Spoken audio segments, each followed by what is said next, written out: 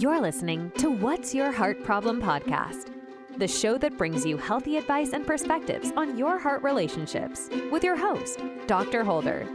She has 20 plus years in the field of helping others as a dedicated therapist. She is a coach, speaker, a loving mother, and wife. Dr. Holder is here to help you get to the heart of the matter. Now, without any further ado, please welcome your host, Dr. Holder.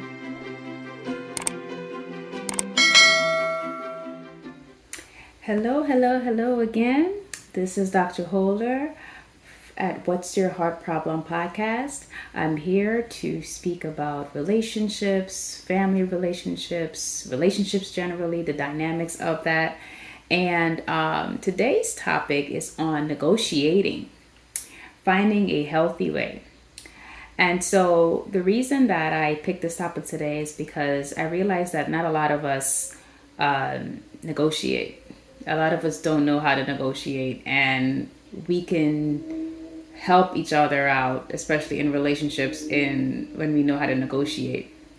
Whether it's for our time, whether it's for activities, whether it's time with spouse or partner, or with family members. Negotiating is super important in ensuring that you have a very good base, I guess you would want to say, as to like what it is that you want to do. So the definition of, I have a definition here. The definition of negotiating. So negotiation is a dialogue between two or more parties to resolve points of difference, gain an advantage for an individual or collective, or craft outcomes to satisfy various interests. The parties aspire to agree on matters of mutual interest. The agreement can be beneficial for all or some of the parties involved. So the first thing with negotiation is it's a dialogue. It's a dialogue between two or more parties. And the main purpose is to resolve the differences. Resolve what is it that can result in a good way for both of us, or two or more parties involved. In relationships, I see a lot of the times spouses, they don't negotiate. They don't, what's the word I'm looking for? They just go along with whatever their spouse wants just so they save an argument, or, they're fearful that it's gonna, like, let's say they're having a very good relationship gap. Because, in relationships, there's ups and downs. And let's say they've been having a really good flow. And then the spouse is like, let's do this or let's do that. Or doing something that the other spouse doesn't want to do. And because they don't want to get into another argument or conflict or some other case, they kind of say, okay. But what ends up happening is they're resentful of the spouse that, wants to, hang out with them. Or they're resentful because they didn't want to do the activity that the spouse wanted to do in the first place. And so what ends up happening is they kind of hold some kind of like resentment, I want to say, some kind of issue with the spouse. I always tell my couples, be honest with your spouse. Always try to show your truth in a positive way, obviously, in a respectful manner, because it comes out anyway. So you might as well be truthful. You might as well be honest. You might as well, let your spouse know what's going on. So the negotiating part, I'll give an example. Let's say the spouse let's use husband and wife for an example, right? And the husband wants to, again, these are just rad examples, take from it what you want. And the spouse wants to do rock climbing. Works out. So the husband wants to do rock climbing, and the wife is like, are you serious? But last week they had a huge fight on him not feeling, special and that, he feels loved when we do things together and all of that. So instead of telling him her truth, she's like, all right, fine, I'll just do this rock climbing thing because last week we had this huge argument about him not feeling special. So let's just do it. Even though I have not done that, I am a little nervous and scared of it. I don't want to do it, but it is what it is. So she does it, right? And that's that. Negotiating comes in when the husband says, honey, let's try rock climbing. She doesn't want to do it. So instead of just agreeing with him, all she had to say was, that's a great idea, babe, but how about, and you insert another thing that he likes to do that you can stand and can actually do without resentment or bitterness, right? And you go along with it, like, honey, let's try this instead, and kind of like work on a dialogue in things that you may not be into or like, but still can treat your partner with him feeling special. So that's a little example. Basically, you're balancing your partner's needs and your needs, but you're also ensuring that both of you guys, get a good outing or a good experience without the resentment and bitterness. So negotiating helps to like the definition says, it's a dialogue, a back and forth of just, hey, this idea was presented. The other party may not like it as much, but instead of being like, well, no, you should do, you say, well, what about, that's great. What about this? Or what about this? And you kind of go back and forth in a way whereby it's not an argument. It's just, hey, let's try this instead. Or you may want to look at this, or you may want to look at that. And the more you negotiate with your partner, the less arguing and the less conflict will be, because you're giving them and they're giving you ideas or different ways of looking at something instead of it being in a box. So that's just an idea of like negotiating. You can negotiate with your friends, with your family members. Negotiating is an art that a lot of people lack. And I would say get into learning how to negotiate things, because it does help you live a free and bountiful life. I remember where did I go? I was in Peru. Was it Peru? Yes, I was in Peru. And you go to the marketplace and you already know that you can definitely go back and forth with the seller. Yeah, the seller. For the products, because they want your money and they want your business, and they're willing to work it out, because a lot of the items in Peru in the marketplace are handmade, and so there are a lot of people there that are like, okay, the sellers are like, we're gonna work with you, we'll work with you. And so I remember I wanted this, I think it was like a cute little something. It was not monument, it's like a cute little like I don't know what you call it, but it was like a sculpture thing. I don't recall it. And like this cute little like I think it was like a sweater.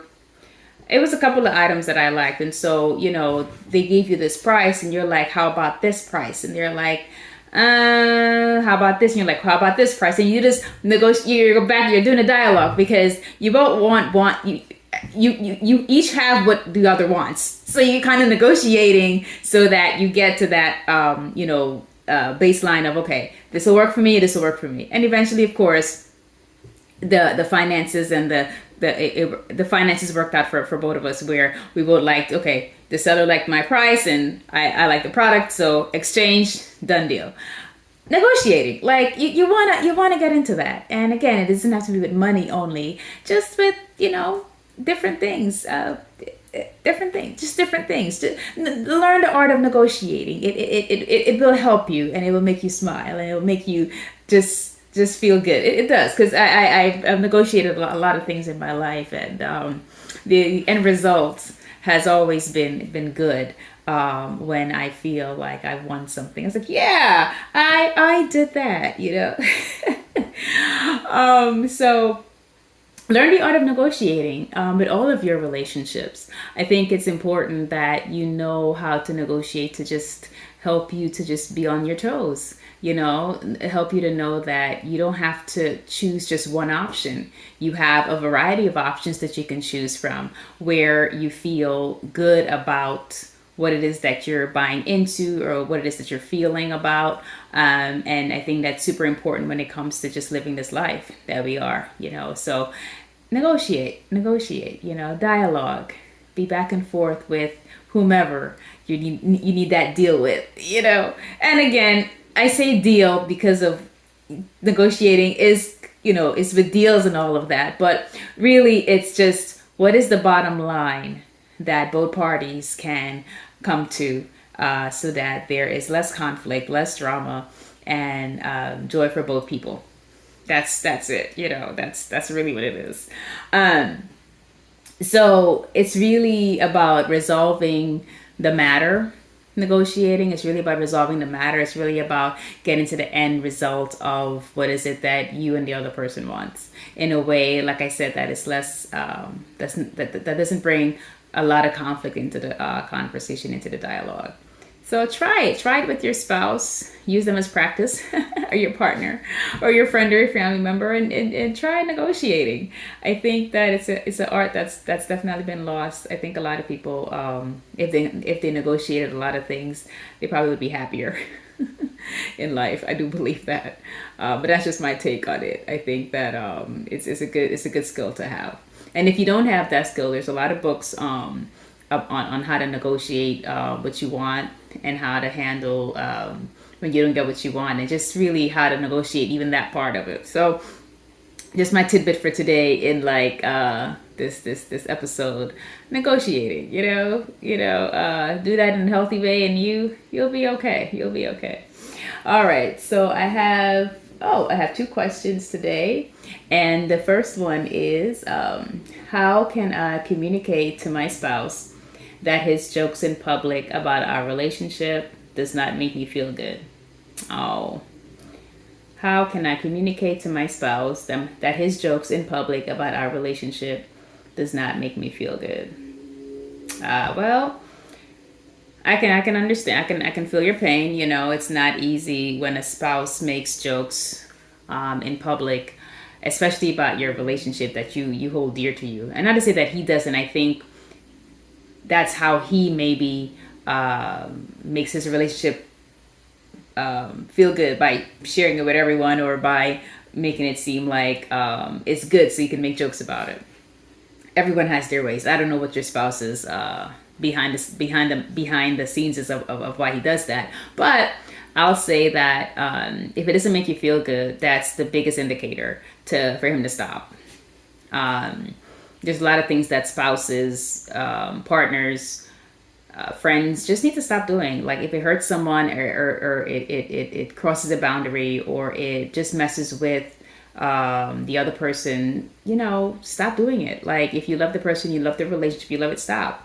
So what I would recommend is informing your spouse, hey, and using specific examples. Don't make it a broad thing. Because now you're realizing you're feeling if you don't like it. So, hey, honey, remember the last time we went to that party? You said this, this, and this. It made me feel like, and you say how it made you feel. Don't say you. You say, honey, it made me feel like you didn't care about this, or so instead of saying, you shouldn't have done that, you turn it to the heart of the matter. You turn it to, why did it make you feel hurt? Why did it make you feel bad about the relationship, or why didn't it make you feel good? Honey, it didn't make me feel good because, and you start off like that.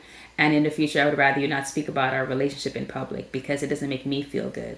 And you let him know, and you can guys have a dialogue about that. You have a conversation about it so that, he understands where it is. And your husband, I pray he loves you, and he,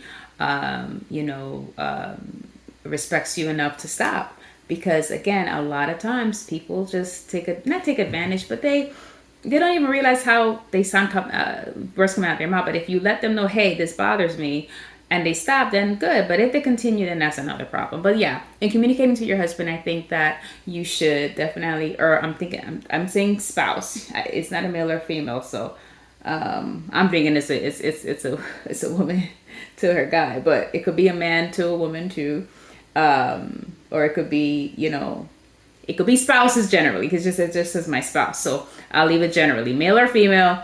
But this question, you communicate how you feel by starting off with, hey, this last party or outing, when you said this, it didn't make me feel good because of that. So that's one way that you can definitely communicate to your spouse your feelings on the matter.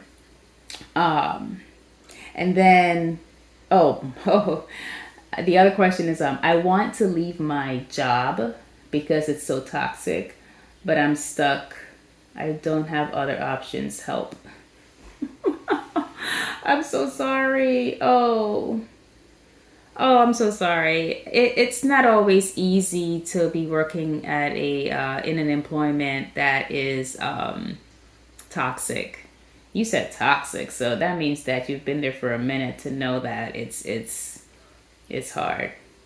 Well, what I say is start the application process. Start the application process of looking for a new job, and start going on interviews and looking for a new job, so that at least every day you come into that toxic environment, you have hope that you'll be getting something else. And so your mind is already gone from the job in a more positive light, because there's hope that you'll find something better, so that when you leave this position, you can go on to the next position that's probably going to be a better, more improved version of this job, or better, not even a version of this job at all, but just it'll be hopefully a better environment. There you go, a better environment for you. So I would say start sending out those job applications out, start applying for jobs, get a recruiter if you can, and just get out of Dodge, because it seems like you said you're stuck. So that says to me that maybe financially you can't leave like that. So I would just start looking for a new job, and then when you get the new job, you give your notice and then you go. Or not, but at least you have some kind of hope. Because when you apply and you put yourself out there, you give yourself hope for a better opportunity to come your way.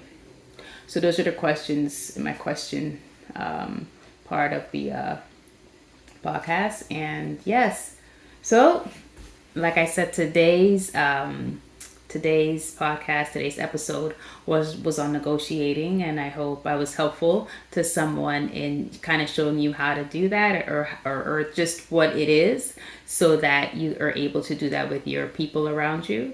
Because it just gives you more power, and not over anyone, it just gives you more power within to just, I don't have to accept that.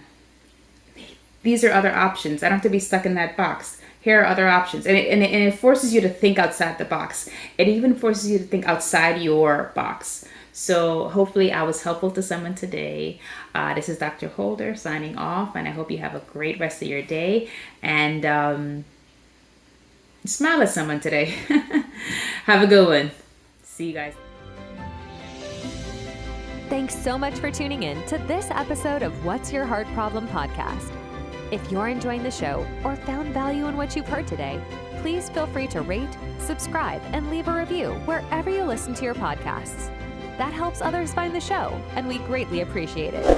Once again, thanks for listening, and we hope you'll join us again next time in the next episode of What's Your Heart Problem podcast.